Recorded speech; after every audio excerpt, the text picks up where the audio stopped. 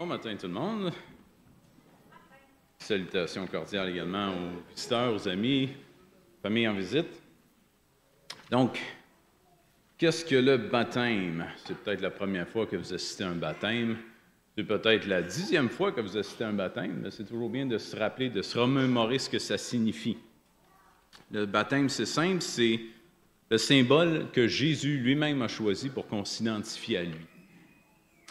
Mais qu'est-ce que ça signifie? Bien, c'est intimement lié à l'Évangile. C'est quoi l'Évangile? C'est une mauvaise nouvelle. Seulement, quand on dit à quelqu'un on a une bonne mauvaise nouvelle, c'est dis-moi la mauvaise suite, on va s'en débarrasser. Mais dans ce cas-ci, la mauvaise nouvelle est vraiment très importante. Parce que si on ne s'approprie pas la mauvaise nouvelle, la bonne nouvelle n'a absolument aucune efficacité, aucune puissance pour nous. C'est quoi cette mauvaise nouvelle-là, premièrement?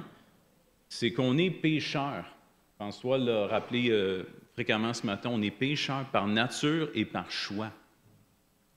Et c'est facile de croire qu'on n'est pas une si mauvaise personne que ça et que, mais si on est honnête avec nous-mêmes, parfois on n'est pas des plus grands pécheurs simplement parce qu'on n'en a pas l'occasion. Mais si on était immensément riche ou immensément pauvre, qu'est-ce qu'on serait?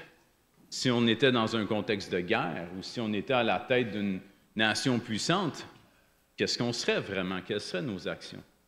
Seul Dieu le sait. À cause de nos péchés, à cause qu'on est en révolte contre Dieu, qu'on veut constamment faire nous-mêmes ce qu'on croit être bon pour nous, peu importe ce que Dieu dit des choses, ce que Dieu pense, à cause de ça, on est séparé de lui, on est en révolte ouverte contre Dieu. Et on mérite sa colère à juste titre. On doit être conscient que l'enfer, ce n'est pas quelque chose pour les criminels, les mécréants, les tueurs, les autres, mais c'est quelque chose que je mérite à cause de mes péchés contre Dieu. C'est une sentence qui est tout à fait juste. Dieu est juste et doit appliquer la sentence. Mais également parce que Dieu est amour, il a lui-même fourni la solution pour nous éviter ce châtiment-là que sa justice exigeait. Dieu est venu lui-même sur la terre en la personne de Jésus-Christ, le Fils de Dieu. Christ a vécu une vie parfaite, sans péché. La vie que nous, on est incapable de mener. On a de la misère à taper une journée sans péché. Jésus-Christ a vécu une 30aine d'années sur la terre sans jamais commettre de péché, en vue d'être un sacrifice parfait, un agneau pur et sans tache. Et il a été crucifié pour nos péchés. De sorte que la justice de Dieu a été satisfaite sur la croix parce que tout le poids de nos péchés, de nos fautes sont tombés sur les épaules de Christ et la sentence a été payée au complet. Et signe que son sacrifice a été agréé par Dieu, Christ est ressuscité d'entre les morts le 3e jour. Donc, l'Évangile, c'est une transaction qui s'opère sur la base de la foi. Nos péchés sont placés sur les épaules de Christ et la justice de Christ nous est imputée. Ce n'est pas sur la base de nos bonnes œuvres, parce que nos bonnes œuvres n'ont absolument rien d'impressionnant aux yeux de Dieu. En fait, on devrait toujours faire le bien. Le problème, c'est qu'on ne fait pas le bien qu'on devrait, puis on fait le mal qu'on ne devrait pas. Donc, même si on fait des bonnes actions, ce n'est pas particulièrement impressionnant aux yeux de Dieu. Et si on croit qu'au système de la balance, qu'on va arriver devant Dieu, puis on va s'arranger avec lui parce qu'on pense qu'on a fait assez de bonnes œuvres pour compenser nos mauvaises, c'est pas comme ça que ça marche. Si on croit pouvoir être sauvé par nos bonnes œuvres, c'est parce qu'on comprend ni la sainteté de Dieu, ni la gravité de nos péchés et l'étendue de nos péchés. S'il y avait un procès aujourd'hui qu'un meurtrier était acquitté de son meurtre parce que il a fait du bénévolat pendant 10 ans, puis les gens ont généralement une bonne estime de cette personne-là, on dirait que c'est épouvantable. C'est quoi cette justice-là? Pourtant, des fois, on s'imagine que Dieu devrait agir de la même façon. Ah oui, je suis pécheur comme tout le monde, mais les gens avaient quand même une bonne image de moi. Ça devrait être correct, non? Non, c'est pas comme ça que ça marche devant Dieu, qui voit tous les péchés dans notre cœur, même ceux qu'on ne voit pas nous-mêmes.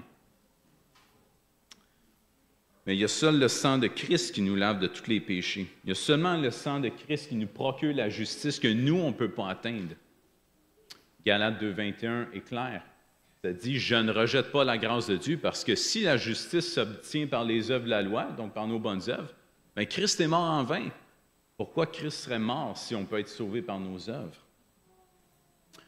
Donc, le baptême qu'on va voir ce matin est précédé de deux choses importantes. Premièrement, la repentance. Ça, c'est changer d'idée par rapport à son péché et s'en détourner, abandonner son péché. Et deuxièmement, une foi sincère dans l'œuvre de Christ, que ce n'est pas à cause de mes mérites, ce n'est pas avec mes bonnes œuvres que je vais mériter mon ciel, c'est uniquement à cause de ce que Christ a fait et la grâce qu'il m'accorde. Le baptême n'a rien de magique, il n'y a rien de mystique qui va se passer, là, c'est vraiment de l'eau ordinaire. Mais c'est un symbole d'une réalité spirituelle qui se trouve dans Romains chapitre 6, versets 1 à 4. Paul dit, « Que dirons-nous donc? Demeurerions-nous dans le péché afin que la grâce abonde? Loin de là, nous qui sommes morts au péché, comment vivrions-nous encore dans le péché? Ignorez-vous que nous tous qui avons été baptisés en Jésus-Christ, c'est en sa mort que nous avons été baptisés.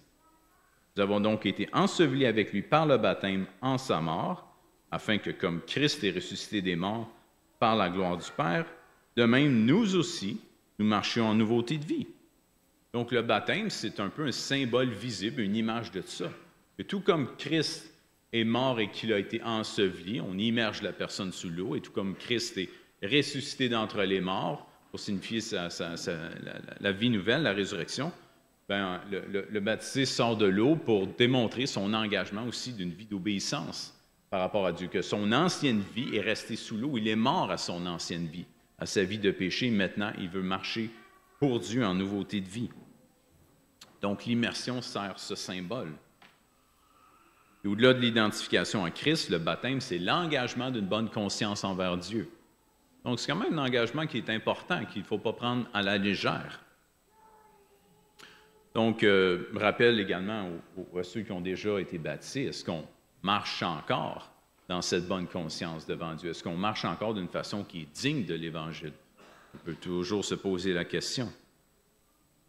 Et finalement, le baptême, ben, c'est un geste d'amour et d'obéissance envers le Seigneur Jésus-Christ lui-même. Puis dans Matthieu 18, 19 à 20, il dit « Allez, faites de toutes les nations des disciples en les baptisant. » Au nom du Père, du Fils et du Saint-Esprit, voici, je suis avec vous tous les jours jusqu'à la fin du monde. La bonne nouvelle, c'est que Jésus lui-même nous accompagne aussi dans notre marche. On n'est pas laissé seul à nos propres moyens pour essayer de vivre une vie qui est digne de l'Évangile. Le Saint-Esprit est accordé à chacun des enfants de Dieu et Jésus-Christ lui-même nous accompagne. Il nous donne la force de résister au péché. C'est peut-être la première fois que vous voyez un baptême ce matin. Si vous avez des questions, n'hésitez pas, je vais être assis de ce côté-là de la salle. Si vous voulez discuter après, si vous avez des questions. Peut-être que vous venez à l'Église depuis des années aussi, peut-être un peu par tradition. Puis j'aimerais rappeler à chacun que le salut, ce n'est pas quelque chose d'automatique. Ce n'est pas quelque chose qu'après des années à venir à l'Église, on finit un année par être sauvé. Non, c'est une décision consciente qu'on doit prendre à un moment donné de se réconcilier avec Dieu. Puis peut-être que vous êtes un vrai croyant, mais que vous retardez le baptême pour différentes raisons. Peut-être que vous n'avez pas besoin d'être un chrétien parfait pour être baptisé. Vous n'avez pas non plus besoin de ressentir une espèce d'émotion spirituelle intense. Vous n'avez pas besoin de connaître toutes les doctrines théologiques dans la Bible. Non, c'est une décision qu'on prend simplement pour s'engager à suivre Jésus-Christ. Et je nous rappelle pour terminer que le baptême ne dépend ni de notre piété personnelle, ni de nos émotions, ni de nos connaissances théologiques, mais ça dépend uniquement de l'œuvre qui a été accomplie par Christ à la croix. Ça, c'est la seule base valable de notre salut. Tout le reste ne vaut rien aux yeux de Dieu. Une petite invitation finalement pour les Aline et tout jeune, et c'est fun de voir une jeune personne qui veut se faire baptiser, qui veut suivre son Seigneur, et j'aimerais particulièrement inviter les jeunes justement. Attendez pas de dire « Ah, je vais vivre ma vie, on va avoir du fun, puis après ça, je vais aller demander pardon à Dieu. » Mais avant, je vais m'assurer de vivre à fond, entre guillemets. Mais on ne sait jamais combien d'années qui nous reste devant nous.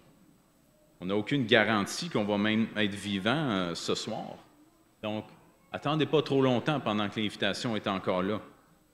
Et attendez pas non plus d'avoir plein de regrets pour finalement aller devant Dieu. Peut-être qu'il va y avoir 2 fois plus de job à faire pour réparer toutes nos gaffes puis pour nous reconstruire en tant qu'être humain. Dieu ne veut pas nous brimer. Dieu, ce n'est pas un personnage austère qui ne veut pas que ses enfants aient du fun. Au contraire, c'est qu'il change complètement notre vision de ce qui est bon et agréable. Puis le péché a moins d'attrait soudainement. Donc, attendez pas, allez à Dieu et voyez également tout ce qu'il peut faire dans notre vie Dieu veut qu'on ait la vie en abondance.